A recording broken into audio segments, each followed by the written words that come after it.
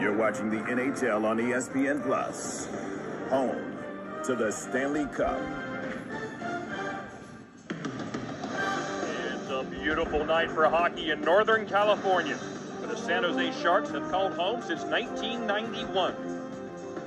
COVID is the story inside the arena.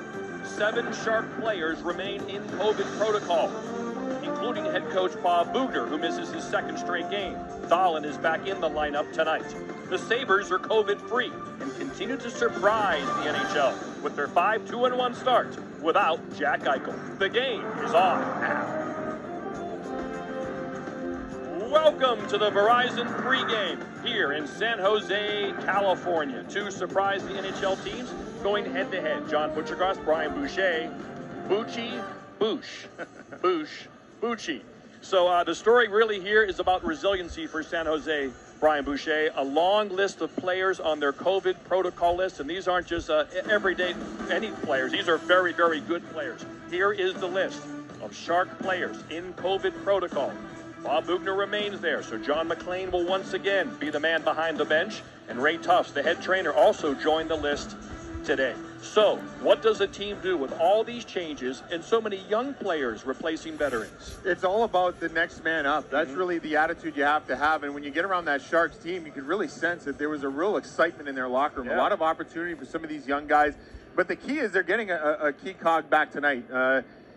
Logan Couture didn't play in the last game against Winnipeg. It was unrelated to COVID. Exactly. So that was the good news. But right. John McLean said to us this morning, the assistant coach of the San Jose Sharks, he said, look, Logan Couture has been one of the main ingredients of this team this year as far as keeping the group engaged, keeping them focused. There's been a lot of news around this hockey team, yet Couture has been a guy that's kept them steady. He's going to help inside the locker room. He's also going to help on the ice, considering the fact that Timo Meier, their leading scorer, is out for tonight's game.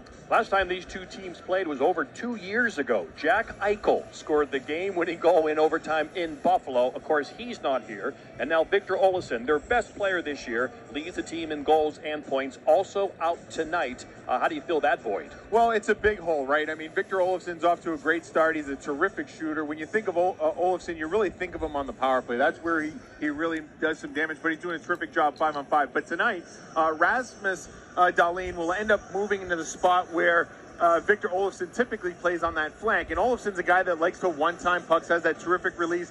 Dahlin may be a little bit different. Maybe a guy that can maybe make some plays through that cross seam to Tage Thompson. So although they're missing a big piece in Victor Olofsson on the power play, I think a guy like Rasmus Dahlin, this might be a real nice opportunity for him to fill in on the flank and keep this power play going. Yeah, he was very excited when he got told by Coach Granato that he was on that power play unit. They only had 15 wins last year, NHL low. They got 5 already in Buffalo. Their sweaters are bigger than that. The game is next.